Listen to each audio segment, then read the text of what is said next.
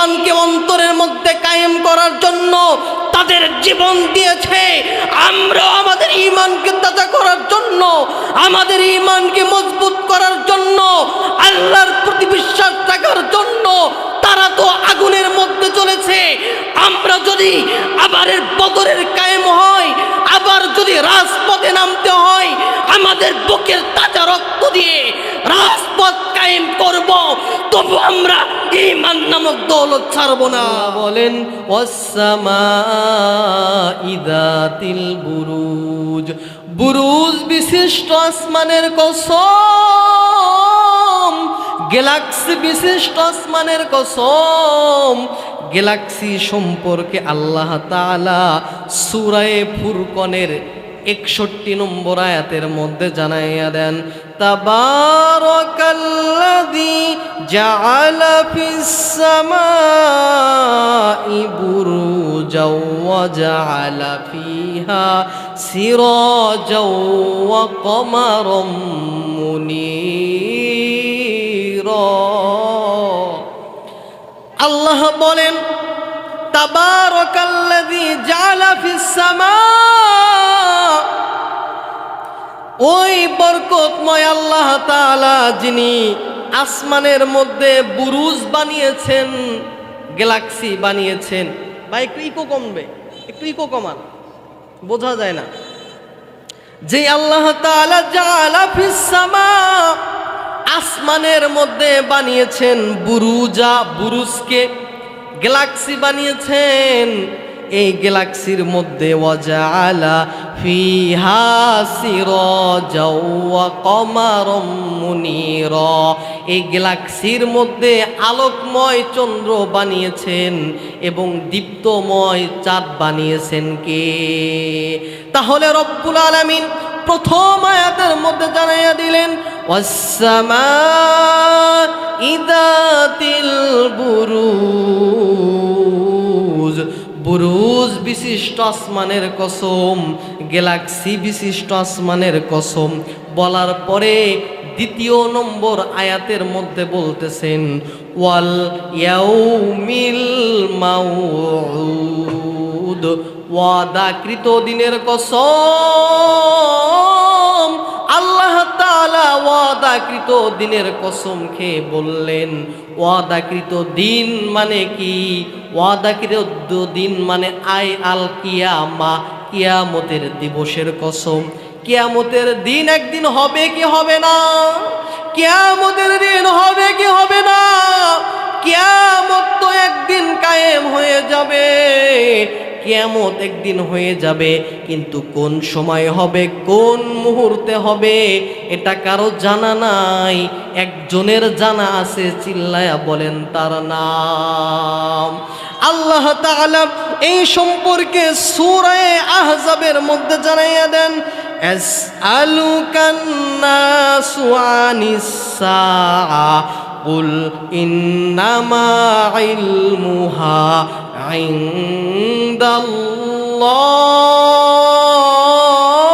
ইনদাল্লাহ।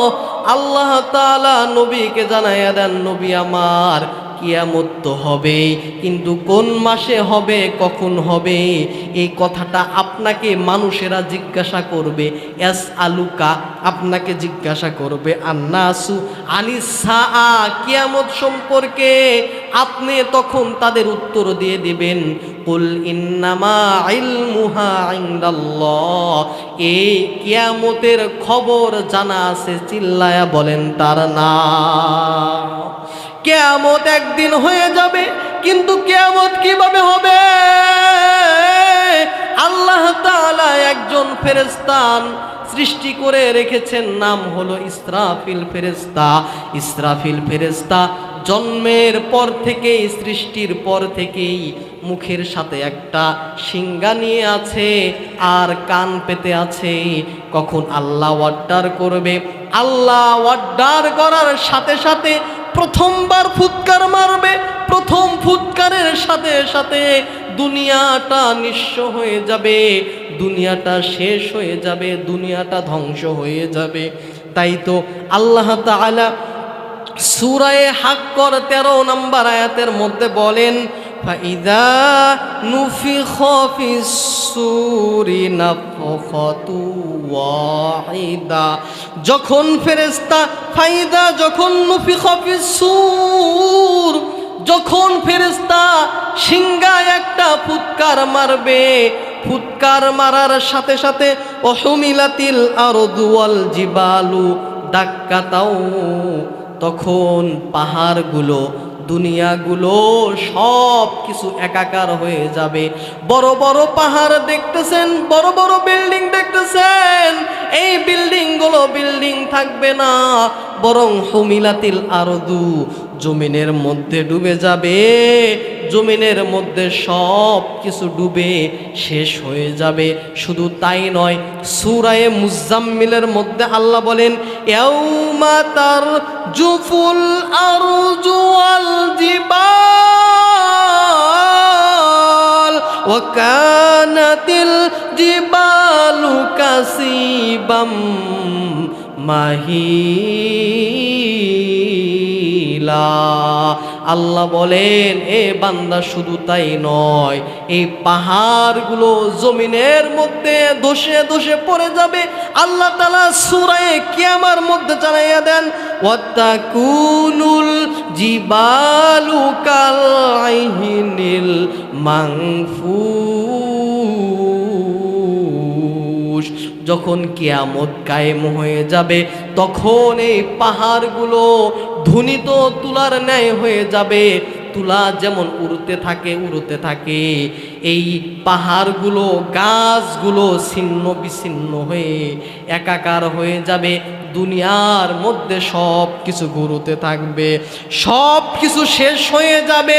কুল্লু মান আলাইহা ফান, সব কিছু ধ্বংস, একমাত্র একজন থাকবে, চিল্লায়া বলেন তার নাম ওয়ায়াবকা ওয়াজহু রাব্বিকা যুল জালালি ওয়াল ইকরাম। আল্লাহ বলেন কিয়ামত শুরু হয়ে যাবে, সব কিছু ধ্বংস হয়ে যাবে, একমাত্র আমি আল্লাহর ক্ষমতা থাকবে, অন্য কারো ক্ষমতা থাকবে না।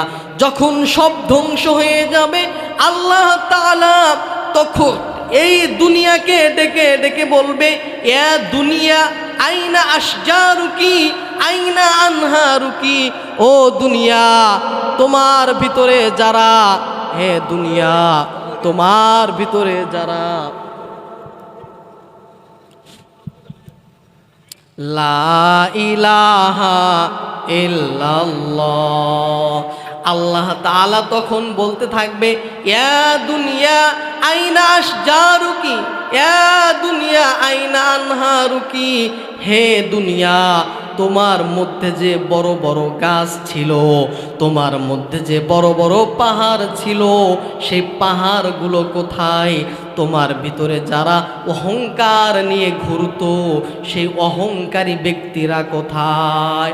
কেউ জবাব দিবে না, জবাব দেওয়ার মতো কেউ থাকবে না।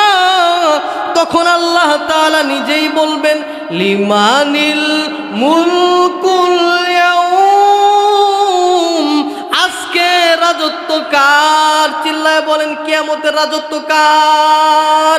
আল্লাহ তাআলা নিজেই প্রশ্ন করেন, আবার নিজে উত্তর দিবেন লিল্লাহিল ওয়াহিদিল কাহ্হার। আজকের রাজত্ব আমি আল্লাহর। আল্লাহর রাজত্ব যখন হয়ে যাবে আর কেউ থাকবে না, সব কিছু ধ্বংস হয়ে গেল, সব কিছু শেষ হয়ে গেল। এরপরে ইসরাফিল ফেরেশতা আল্লাহর অর্ডারে দ্বিতীয়বার আবার ফুৎকার মারবে। দ্বিতীয়বার যখন ফুৎকার দিবে কি হালাত হয়ে যাবে?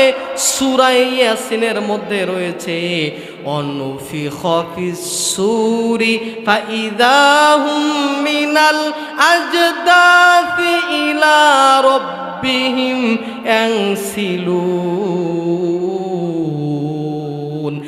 দ্বিতীয়বার যখন ফেরেশতা ফুৎকার দিবে, ওই মৃত মানুষগুলো আবার জেগে যাবে। যাওয়ার পরে আল্লাহর দিকে দৌড়াতে থাকবে আর বলবে, ওয়াকালাল ইনসানু মা লাহা ওয়াকালাল ইনসানু মা লাহা। মানুষগুলো আল্লাহকে বলবে, ওগো মালিক, এই দুনিয়ার মধ্যে অনেক সুন্দর সুন্দর গাছ ছিল, অনেক সুন্দর সুন্দর পাহাড় ছিল, এই পাহাড়গুলো কোথায় গেল? এই পাহাড়গুলো কোথায় গেল? তখন আল্লাহর পক্ষ থেকে, আসমান থেকে অর্ডার আসবে, হাযা মা ওয়াদার রহমান, হাযা মা ওয়াদার রহমান। এটাই হলো তোমার মালিকের একটা ওয়াদাকৃত দিন, এটাই হলো রব্বুল আলামিনের ওয়াদাকৃত দিন। এই জন্য রব্বুল আলামিন সূরা বুরুজের 2 নম্বর আয়াতের মধ্যে বললেন, ওয়াল ইয়াউমিল মাউউদ, ওয়াদাকৃত দিনের কসম। প্রথম আয়াতের মধ্যে বললেন, ওয়াস-সামাঈ যাতিল বুরুজ, গ্যালাক্সি বিশিষ্ট আসমানের কসম। 2 নম্বর আয়াতের মধ্যে বললেন, ওয়াদাকৃত দিনের কসম। এবার 3 নম্বর আয়াতের মধ্যে বলেন, ওয়াশাহিদিউ ওয়া মাশহুদ, শাহেদ মানে যারা দেখে তাদের কসম, আর মাশহুদ মানে যাকে দেখা হয় তার কসম। তাহলে আপনারা আমাকে দেখতেছেন, আপনারা হলেন শাহেদ, আমাকে যে দেখতেছেন আমি হলাম মাশহুদ। এই 4টি কসম খাওয়ার পরে একটা ঘটনা বলতেছেন, ঘটনা শোনার দরকার আছে না নাই? তাহলে সূরা বুরুজের প্রথম 3 আয়াতে কয়টি কসম খাইলেন? 4টি। 1 নম্বর বুরুজ বিশিষ্ট, মুখস্থ করতে হবে, বুরুজ বিশিষ্ট আসমানের কসম 1 নম্বর। 2 নম্বর ওয়াদাকৃত দিনের কসম। 3 নম্বর যারা দেখে তাদের কসম। 4 নম্বর যাকে দেখা হয় তার কসম। তাহলে কয়টি কসম খাইলেন? 4টি। আগামীকাল বলতে পারবেন প্রথম 3 আয়াতে কয়টি কসম খাইলেন? 4টি কসম। 1 নম্বর বুরুজ বিশিষ্ট আসমানের কসম। 2 নম্বর ওয়াল ইয়াউমিল মাউদ, কিয়ামত দিবসের কসম। 1 নম্বর বুরুজ বিশিষ্ট আসমানের কসম। 2 নম্বর কিয়ামত দিবসের কসম। 3 নম্বর যারা দেখে তাদের কসম। 4 নম্বর যাকে দেখা হয় তার কসম। মোট কতটি কসম হলো? এই 4টি কসম করার পরে আল্লাহ তাআলা ঘটনা বলতেছেন, আপনারা কি শুনবেন সেই ঘটনা? আল্লাহ বলেন, কুতিলা আসহাবুল উখদুদ, কুতিলা মানে কতল করা হয়েছে, আসহাবুল উখদুদ মানে গর্তওয়ালাদের, আন্নারি যাতিল ওয়াকুদ, এবং তাদের জাহান্নামের আগুনের মধ্যে দেওয়া হয়েছে, ওয়াহুম আলা মা ইয়াফআলুনা বিল মুমিনিনা শুহুদ, এবং ওই গর্তওয়ালাদেরকে আগুনের মধ্যে ফালাইয়া মানুষেরা উপরে বসে বসে দেখতেছে। কোরআনের মধ্যে সংক্ষেপে ঘটনা আছে, এই ঘটনাটি হাদিস শরীফের মধ্যে বিস্তারিতভাবে এসেছে। আমি কি আপনাদেরকে সেই ঘটনা বলবো? তৎকালীন সময়ের মধ্যে খুব মনোযোগ লাগান, ঘটনাটি দেখেন। তৎকালীন সময়ের মধ্যে একজন জালেম শাসক ছিল, নাম হলো ইউসুফ বিন নওয়াজ। এই ইউসুফ বিন নওয়াজ মানুষকে অত্যাচার করত, যারা ঈমান আনত তাদেরকে আঘাত করত। মুসলমান ভাইয়েরা রে আমার, আব্দুল্লাহ ইবনে ইউসুফ বিন নওয়াজ একজন বাদশা ছিল, অত্যাচারী বাদশা। এই অত্যাচারী বাদশাহ, উনার জামানার মধ্যে একজন লোক ছিল জাদুটোনা করত, শিরক বেদাতি জাদুটোনা করত। জাদুটোনা করে করে মানুষের অনেক ক্ষতি করত। ওই জাদুকর একদিন বাদশাকে ডেকে ডেকে বলে, বাদশা নামদার, আমার বয়স প্রায় শেষের দিকে, আমি মনে হয় ইন্তেকাল করে ফেলবো। আমার বদলতে একজন কিশোর সুন্দর এক মেধাবী বুদ্ধিমান বালক দেন, যাকে আমি আমার জাদুবিদ্যা শিখাইয়া দিব, যেই জাদু শিখাইলে আপনার রাজ্যের উপকার হয়ে যাবে। এবার ওই জালেম বাদশাহ একজন রাজ্যের মধ্য থেকে সুন্দর মেধাবী একজন বালককে খুঁজে বের করলেন। বের করার পরে বললেন, ও যুবক, তুমি ওই পাদ্রীর কাছে গিয়ে, জাদুকারের কাছে গিয়ে জাদু শিখবা। এইভাবে একদিন, 2 দিন, 3 দিন, এইভাবে মাসের পর মাস ওই ছোট্ট বাচ্চাটা জাদুকারের কাছে গিয়ে জাদু শেখা শুরু করে দিল। আর একদিন রাস্তার মধ্যে দেখে কে যেন আল্লাহ আল্লাহ জিকির করতেছে। ওই ছোট্ট বাচ্চাটা ওই যে আল্লাহ আল্লাহ জিকির করতেছে তার কাছে কিছু সময় বসে গেল। বসার পরে বলতেছে, তুমি কি বলো, আমি একটু শুনতে চাই। এবার ওই ওই নেককার বুজুর্গ ব্যক্তি আল্লাহ আল্লাহ রাসূলের দাওয়াত দেয়। আর যে পাদ্রী ছিল সে তো কুফুরির কথা বলে, গুনার কথা বলে, শিরকের কথা বলে। এবার ছোট্ট বাচ্চা বুঝতে পারে না কোনটা সঠিক আর কোনটা ব্যাঠিক, এটা বুঝতে পারে না। ঘটনাক্রমে একদিন রাস্তা দিয়ে কোথাও একদিন যাচ্ছে, রাস্তা দিয়ে যাইতে যাইতে দেখে যে অনেকগুলো মানুষ দাঁড়িয়ে আছে, অনেকগুলো মানুষ দাঁড়িয়ে আছে। ছোট্ট বাচ্চাটা বলতেছে, আপনারা এখানে কেন দাঁড়িয়ে আছেন? বলতেছে, সামনে একটা বাঘ আছে, বাঘের কারণে আমরা যাইতে পারতেছি না। তখন ছোট্ট বাচ্চা ডেকে ডেকে বলে, আমি যদি বাঘ সরাইতে পারি কিনা একটু দেখি। তখন ছোট্ট বাচ্চা আল্লাহর কাছে ডেকে ডেকে বলে, ওগো মালিক, ওগো দয়ার আল্লাহ, আজকে আমি এক আল্লাহওয়ালার থেকে আল্লাহওয়ালার কথা শুনলাম, আবার এক ইহুদি পাদ্রী থেকে কুফুরির কথা শুনলাম। যদি তোমার কথা সত্য হয়ে থাকে, যদি তোমার দিন সত্য হয়ে থাকে, তাহলে আমি একটা পাথর নিক্ষেপ করলাম, তুমি এই বাঘটাকে সরাইয়া দাও। আর তোমার দিন যদি সত্য না হয়, তাহলে বাঘ যেন এখানেই থেকে যায়। বলেন তো, বাঘ কথা শুনে কার? বাঘ কথা শুনে আল্লাহর। ওই ছোট্ট বাচ্চাটা যখন একটা কঙ্কর নিয়ে, পাথর নিয়ে ওই বাঘের দিকে আক্রমণ করলো, তখন বাঘটা আল্লাহর রাস্তায় চলে গেল। বাঘটা চলে যাওয়ার সাথে সাথে ওই আল্লাহ ওয়ালির কথা শুনিয়া ছোট্ট যুবকের কাছে সবাই চলে আসলো।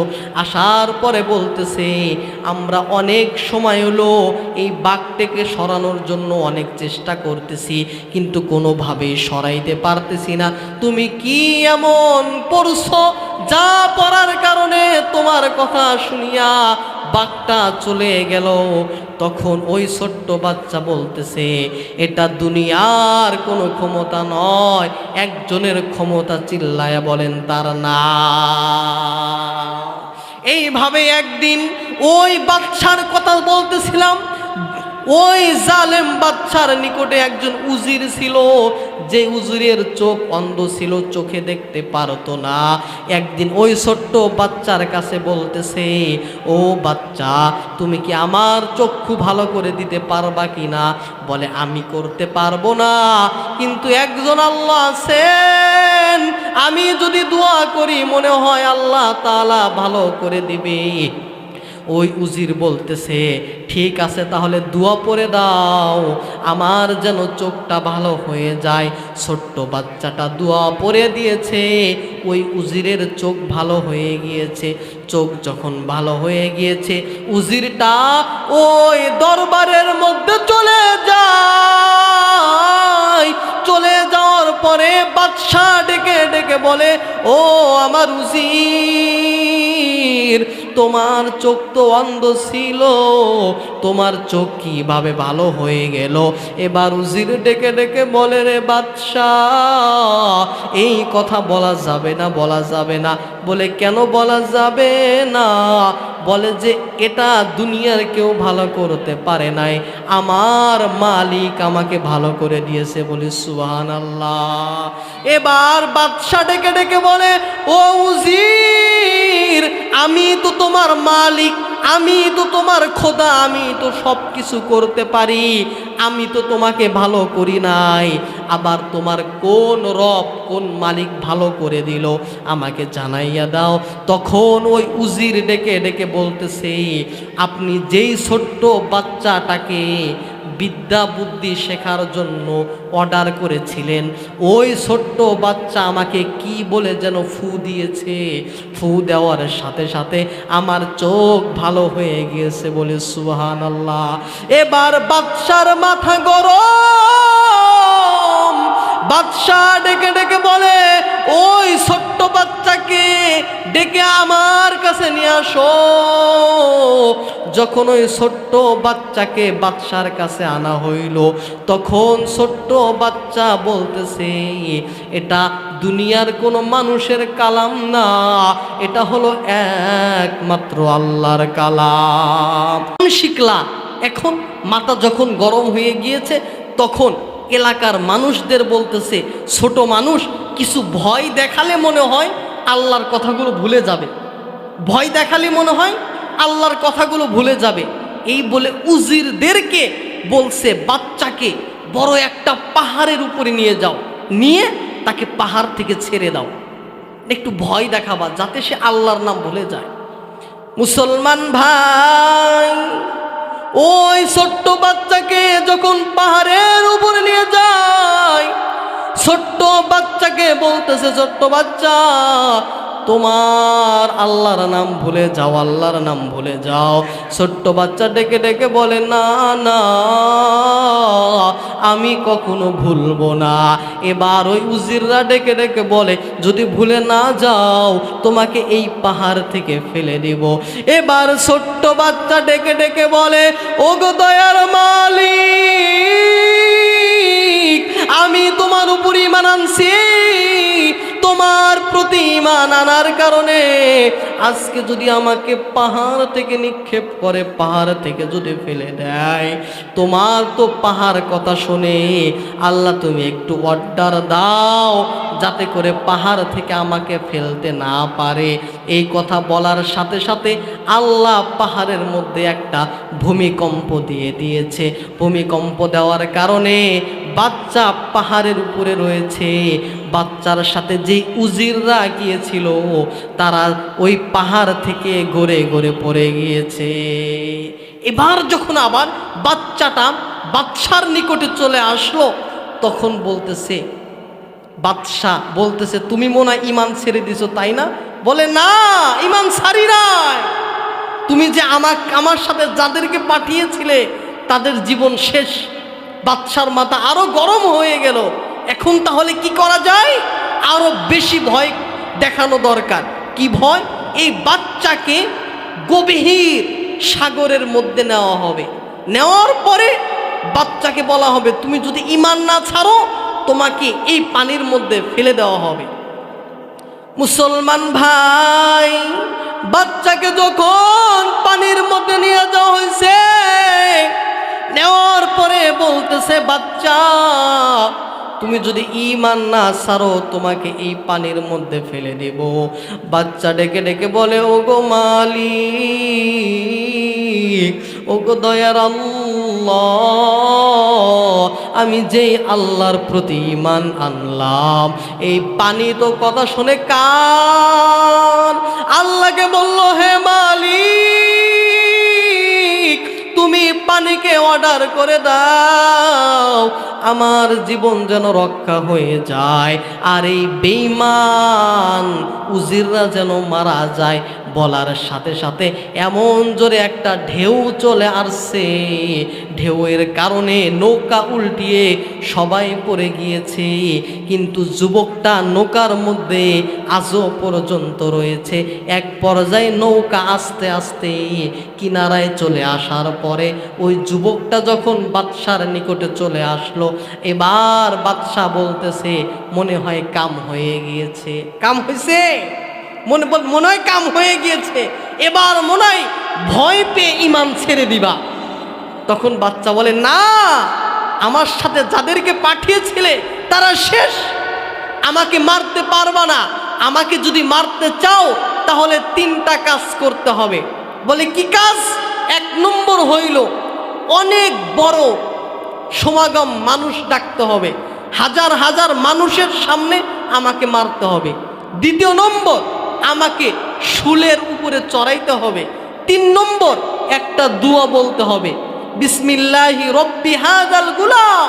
এই দোয়াটা পরে আমাকে তীর মারবা, আমি মরে যাব। বাস, বাচ্চার কথা শুনে বাদশাহ হাজার হাজার মানুষকে ডাকলেন, একটা শুলের উপরে চড়াইলেন, বিসমিল্লাহি রব্বি হাযাল গুলাম বলে তীর মারলেন, সাথে সাথে মারা গেল। সুবহানাল্লাহ। যখন বাচ্চা মারা গেল তখন হাজার হাজার মানুষ যে ছিল, এই মানুষেরা তখন ঈমান এনে কালেমা পড়ে মুসলমান হয়ে গেছে। সুবহানাল্লাহ।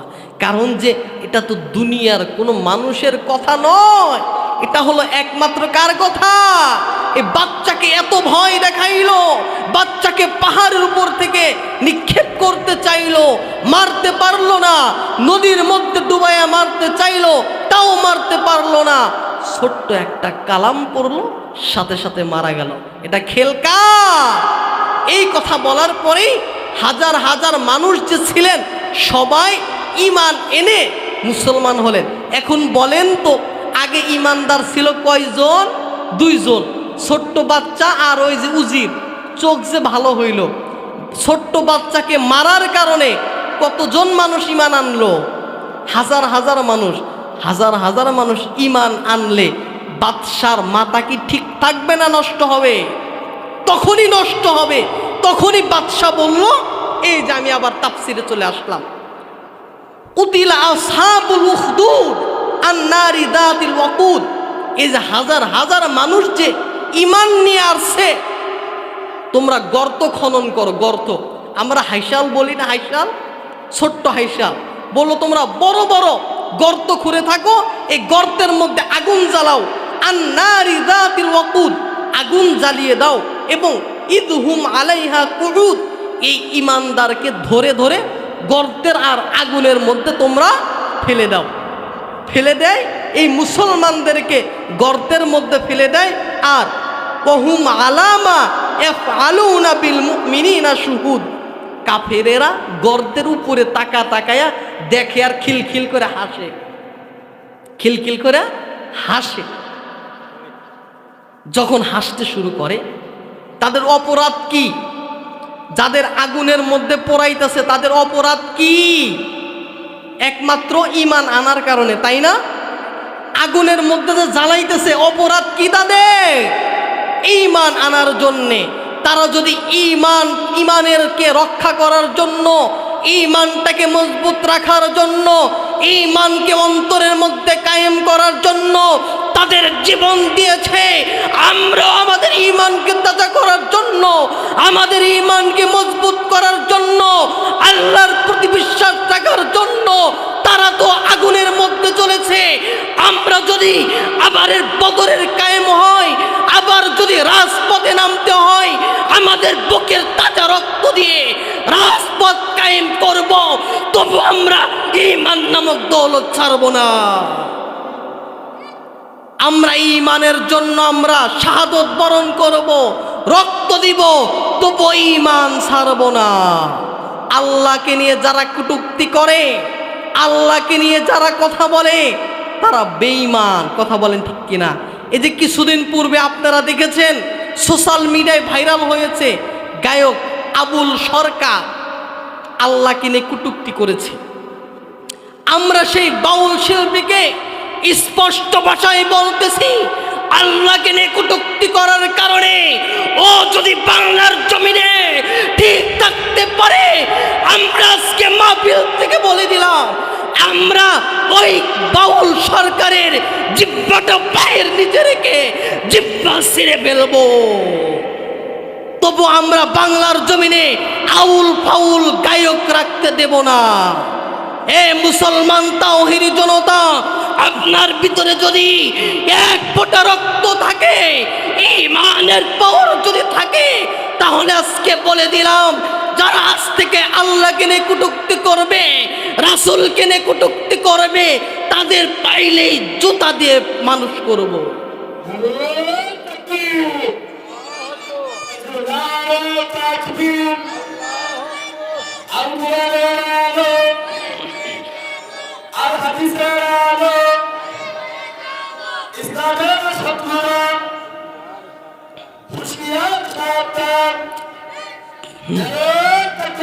প্রিয় ভাইয়েরা, প্রিয় ভাইয়েরা, কিছুদিন পূর্বে, বছর খানিক পূর্বে ছাত্রদের আন্দোলনের কারণে মানুষ তো পালানোর জন্য রাস্তা খুঁজে পেয়েছে।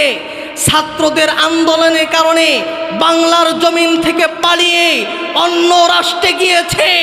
আজকে মাহফিল থেকে বলে যাচ্ছি, যদি কোনো কুলাঙ্গার আল্লাহর নামে কথা বলে, আল্লাহর নামে কটূক্তি করে, বাংলার জমিন কেন, ইন্ডিয়া কেন, বিশ্বের মধ্যে পালানোর কোনো জায়গা পাবে না। ইঁদুর পালানোর জন্য গর্ত খুঁজে পাবে, বেঈমানেরা পালানোর জন্য কোনো জায়গা পাবে না। এজন্য আমাদের ঈমান মজবুত করার দরকার আছে না নাই? ঈমান মজবুত করার দরকার আছে না নাই? তাহলে আমি এতক্ষণ যে আলোচনা করলাম, আলোচনা করতেছিলাম যে সূরা বুরুজের সংক্ষেপে তাফসীর। প্রথম 3 আয়াতে কয়টি কসম খেয়েছেন? 4টি। কসম খাওয়ার পরে একটা ঘটনা বললেন, সেই ঘটনাটার মেন উদ্দেশ্য আগুনের মধ্যে পোড়ানো, আগুনের মধ্যে পুড়িয়েছে। কারণ কি? আল্লাহর প্রতি ঈমান আনার কারণে। এরপরে দেখেন, আমি সংক্ষেপে বলে দিই তাদের কি অপরাধ ছিল। আল্লাহ বলেন, ওমা নাকমু মিনহুম ইল্লা আইয়ুমিনু বিল্লাহিল আজিজিল হামিদ। তাদের একমাত্র দোষ হলো, অপরাধ হলো আল্লাহর প্রতি ঈমান এনেছে। আনার কারণে তাদেরকে জাহান্নামের আগুনের মধ্যে লিপ্ত করেছে। এরপরে দেখেন, আগুনের মধ্যে যে লিপ্ত করছে, এটা আমাদের সুসংবাদ নাকি দুঃখের সংবাদ? দুঃখের সংবাদ না? আল্লাহ তাআলা এবার সুসংবাদ শোনাইতেছেন। আপনারা শুনবেন না সুসংবাদ? আল্লাহ বলতেছেন, ইন্নাল্লাযীনা ফাতানুল মুমিনিনা ওয়াল মুমিনাতি সুম্মা লাম ইয়াতুবু ফালাহুম আযাবু জাহান্নামা ওয়া লাহুম আযাবুল হারিক। যারা এই ঈমানদারকে কষ্ট দিল, যদি তারা তওবা না করে, তাদের জন্য রয়েছে কঠিন জাহান্নাম। আর যারা তওবা করবে, ঈমানের জন্য মায়ের খাবে, কষ্ট করবে, তাদের জন্য সংবাদ, ইন্নাল্লাযীনা আমানু ওয়া আমিলুস সলিহাতি লাহুম জান্নাতুন তাজরি মিন তাহতিহাল আনহার যালিকাল ফাউজুল কাবীর। আল্লাহ বলেন, ইন্নাল্লাযীনা আমানু ওয়া আমিলুস সলিহাত, যারা এই ঈমানের উপরের থেকে মায়ের খাবে, কষ্ট করবে, তবু তারা ঈমান আনবে আর নেক আমল করবে, তাদের জন্য রয়েছে তাজরি লাহুম জান্নাতুন, তাদের জন্য রয়েছে জান্নাত। বলি সুবহানাল্লাহ। কেমন জান্নাত? তাজরি মিন তাহতিহাল আনহার, জান্নাতের নিচ দিয়ে, তল দেশ দিয়ে নদী প্রবাহিত হয়েছে। সুবহানাল্লাহ। এটাই হলো তাদের জন্য সফলতা। এরপরে আল্লাহ তা বলতেছেন, ইন্না বাতশা রাব্বিকা লাশাদীদ। আল্লাহ বলতেছেন, ও দুনিয়ার মানুষেরা, আল্লাহর ধরা হলো পাকড়াও। আল্লাহ ধরেন ধরেন, আল্লাহ শুধু ছেড়েই দেন, কিন্তু ধরে না, কিন্তু আবার ধরে আবার ছাড়ে না। আল্লাহ ধরাটা কি? মজবুত ধরা। আল্লাহর পাকড়াও থেকে কেউ বাঁচতে পারবে না। বেঈমানেরা যতই মাথাচাড়া দেখ না কেন, আলেমদের প্রতি কষ্ট দেখ না কেন, ইসলামের বিরুদ্ধে কষ্ট দেখ না কেন, ইসলামের বিরুদ্ধে দেখো যতই করুক না কেন, আল্লাহ তাদেরকে টুটি ধরে জাহান্নামের মধ্যে দিয়ে দিবে। কথা কি ঠিক বললাম নাকি ব্যাঠিক বললাম? এরপরে দেখেন আল্লাহ কি বলেন, ইন্নাহু হুয়া ইবদি ওয়া ইউঈদ। এটাই হলো আল্লাহর সঠিক সিদ্ধান্ত। ওয়া হুয়াল গফুরুল ওয়াদুদ। আল্লাহ হলেন দয়ালু, ক্ষমাশীল। আল্লাহর মতো দয়ালু আর কেউ নাই, আল্লাহর মতো ক্ষমাশীল আর কেউ নাই। এরপরে বলতেছেন দুল আরশিল মাজিদ। তিনি হলেন আরশের মালিক। আরশের মালিক কে? আল্লাহ ছাড়া আর কেউ আছে? আর কেউ আরশের মালিক নয়। ফাআলুল লিমা ইউরিদ। আল্লাহ যা চান তাই করেন, আল্লাহ যা চান সেটাই করেন। আল্লাহর বিরোধিতা কেউ করতে পারবে? আল্লাহ যা চান সেটাই করবেন। এরপরে দেখেন আল্লাহ কি বলেন, হাল আতাকা হাদিসুল জুনুদ ফিরআউনা ওয়া সামুদ। হাল আতাকা হাদিসুল জুনুদ। এবার হলো ঘটনা ফেরাউন এবং সামুদের। ফেরাউন এবং সামুদের ঘটনা মানে হলো, একটু কান লাগান, একটু কান লাগান, শুরু থেকে বোঝেন। সামুদ জাতিকে, ফেরাউনকে ধ্বংস করেছে কে? ফেরাউনের ক্ষমতা কম ছিল না বেশি ছিল? বেশি ছিল না? ফেরাউন, আল্লাহ তাআলা বলতেছেন ফেরাউন যত অত্যাচার করেছে, নবীদের উপরে আঘাত করেছে, মুসলমানের উপরে আঘাত করেছে, আসিয়াকে কষ্ট দিয়েছে, হাজার ক্ষমতা থাকার পরেও আমি ফেরাউন এবং সামুদকে পানির মধ্যে ডুবে মেরেছি। আর এই যত আউল ফাউল কাফের মুশরিকরা আছে তাদেরকে তো ব্যাপারই না। কথা বলেন ঠিক কিনা? আল্লাহ যদি ফেরাউনের মতো বেঈমানকে যদি লাঞ্ছিত করে দুনিয়া থেকে তাকে পানির মধ্যে ডুবে ডুবে মারতে পারেন, এ দুনিয়ার টুটা ফাটা ছোট কাফেরদের মারতে আল্লাহর কষ্ট হবে? আল্লাহ বলছেন বান্দা তোমাদের কোনো ভয় নাই, তোমাদের কোনো টেনশন নাই, আমি আল্লাহ তোমাদের সহযোগিতায় আছি। এরপরে দেখেন আল্লাহ তাআলা বলতেছেন বালিল্লাযীনা কাফারু ফি তাকযীব আল্লাহু মিন ওয়ারাইহিম মুহীত। বালিল্লাযীনা কাফারু ফি তাকযীব। এই কাফেরেরা তো হলো মিথ্যাবাদী। যারা কাফের, যারা কাফের তারা তো একদম মিথ্যাবাদী, একদমই মিথ্যাবাদী তারা, তাদের কথা সঠিক নয়। এরপরে বলতেছেন আল্লাহু মিন ওয়ারাইহিম মুহীত। তারা যদিও মিথ্যাবাদী হোক না কেন, আল্লাহ তাআলা তাদের বেষ্টন করে রেখেছেন, মানে তাদেরকে পাকড়াও করবেন কিন্তু করতেছেন না। যখন কোনো মানুষ ঘুড়ি উড়ায়, ঘুড়ি আকাশে চলে যায় না, এর মানে কি সে চলে গিয়েছে নাকি কাঠিটা ওই লোকের কাছে রয়েছে? কাঠিটা নিজের কাছে থাকে, শুধুমাত্র সাময়িকের জন্য সময় দিয়েছে ওরার জন্য, কিন্তু দিন শেষে আবার হাতে চলে আসতে হবে। আল্লাহ বলতেছেন আল্লাহু মিন ওয়ারাইহিম মুহীত। এই গোলামেরা তোমরা যতই অন্যায় অপরাধ নির্যাতন যতই করো না কেন, আমি আল্লাহর আযাব তোমাকে বেষ্টন করে রাখতেছি। এরপরে শেষের 2 আয়াতে বলতেছেন বাল হুয়া কুরআনুম মাজিদ। ও টাঙ্গাইলের মুসলমান, ও চরধুলির মুসলমানেরা, এটা মুফতি রবিউল ইসলাম আহমদীর কোনো কথা নয়। সিরাজগঞ্জ থেকে এক বক্তা ছিল, এতক্ষণ যে ওয়াজ করলো, এটা তার কথা নয়, বরং বাল হুয়া কুরআনুম মাজিদ, এটা হলো কুরআনুম মাজিদের কথা। এরপরে এই কোরআনের বাড়ি কোথায়? কোরআনটা বলেন ফি লাওহিম মাহফুজ। এই কোরআনটা আমি আল্লাহ হেফাজত করেছি। এই কথাকে কখনো বাদ দেওয়া যাবে? আল্লাহ বলেন আমি তো হেফাজত করে রেখেছি, এই কথাকে বাদ দিতে পারবে না। তাহলে এতক্ষণ আমি যা আলোচনা করতেছিলাম আবারও আপনাদেরকে বলতেছি, সূরাতুল বুরুজের তাফসীর প্রথম 3 আয়াতে কয়টি কসম খেয়েছেন? 4টি। 1 নম্বর কিসের কসম খাইছেন? আসমানের কসম। গ্যালাক্সির কসম। দ্বিতীয় নম্বর কিয়ামত দিবসের কসম খেয়েছেন। বাবারা একটু মুখস্থ করে ফেলেন যাতে আগামীকাল বলতে পারেন যে আমরা সূরা বুরুজ অনেক শুনেছেন, অনেক নামাজের মধ্যে শুনেছেন, কিন্তু কি বলে এটা আর জানেন না। অন্তত আজকে তো বুঝতে পারলেন আল্লাহ সূরার মধ্যে কি বলেছেন। আবার বলতেছি, প্রথম 3 আয়াতে কতটি কসম খাইছেন? 4টি।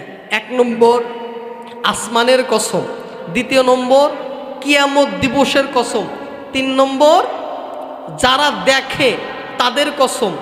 মানে হইল ওই যে আগুনের মধ্যে ফালাইয়া ফালাইয়া উপরে যে বসে বসে দেখতেছিল তাদের কসম। আর 4 নম্বর হলো ওই যারা আগুনে পড়তেছে দৃশ্য, এই দৃশ্যের কসম খেয়ে একটা ঘটনা বললেন। সেই ঘটনার মূল হলো যারা ঈমান আনবে, যারা ইসলামের পথে চলবে তাদেরকে কষ্ট করতেই হবে। এখন এই সূরাটা কোন সময় নাজিল হয়েছে এটা জানার দরকার আছে না নাই? এটা জানার দরকার আছে। মুসলমান ভাইয়েরা রে আমার, এই সূরাটা কোন সময় নাজিল হয়েছে এবার একটু শুনে আসি। আল্লাহ তাআলা এই সূরাটি বর্ণনা করেছেন মক্কা নগরীতে। যখন মক্কা নগরীর মধ্যে নাজিল করলেন, নবী আমার ইসলামের জন্য অনেক কষ্ট করতেছে, ইসলামের জন্য মায়ের খায়, আবু বকর মায়ের খায়, উসমান মায়ের খায়, আলী মায়ের খায়। সাহাবীদের মনের মধ্যে অনেক কষ্ট। আহারে, ইসলাম আনার কারণে আমাদের কত কষ্ট সহ্য করতে হয়, আমাদের কত মায়ের খেতে হয়, ইসলাম আনার কারণে আমাদের কত নিপারণ, কত নির্যাতন সহ্য করতে হয়। মনে মনে কষ্ট করে বসে আছে। আল্লাহ তাআলা তখন হাবিবের উপরে এই সূরাটা নাজিল করে দিলেন। ও হাবিব আমার, একটা নয়, দুইটা নয়, 4টি কসম খেয়ে বললেন, ও নবী, শুধু আপনিই মায়ের খান নাই, আপনার সাহাবীরা মায়ের খায় নাই, বরং আপনার পূর্বেও যারা ঈমান এনেছে তারাও ঈমানের জন্য, ইসলামের জন্য মার খেয়েছে। কথা বলেন ঠিক কিনা? এই জন্য মুসলমান ভাই, কথাগুলো মনোযোগ দিয়ে শোনো, অন্তরের কান্দে শুনে নাও। ওই আল্লাহকে ভয় করে যাও। ওই আল্লাহকে যদি ভয় করে চলতে পারো, বিনিময় তোমার নাম হবে জান্নাতি। বলে কেমন জান্নাতি? আল্লাহ তাআলা সূরা কাহফের মধ্যে বলেন, ইন্নাল্লাযীনা আমানু ওয়া আমিলুস সলিহাতি কানাত লাহুম জান্নাত।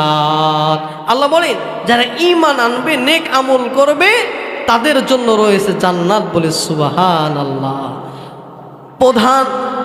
প্রধান অতিথির আগমন, প্রধান মেহমানের আগমন।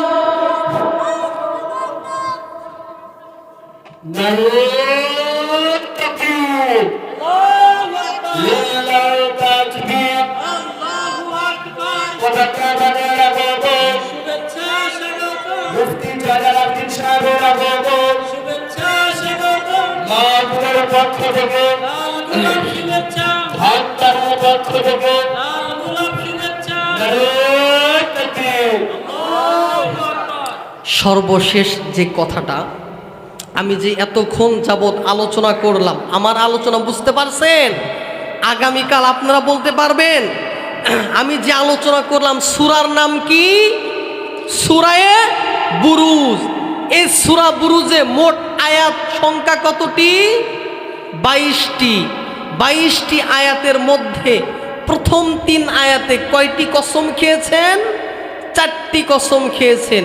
4টি কসম খাওয়ার পরে একটা ঘটনা বললেন। কিসের ঘটনা? ঈমান আনার কারণে তাদেরকে জাহান্নাম, আগুনের মধ্যে পুড়িয়েছে। যাদেরকে আগুনের মধ্যে পোড়াইলো এটাই কি শেষ? নাকি তারা যদি ঈমান আনে, নেক আমল করে, তাদের জন্য কি রয়েছে? জান্নাত।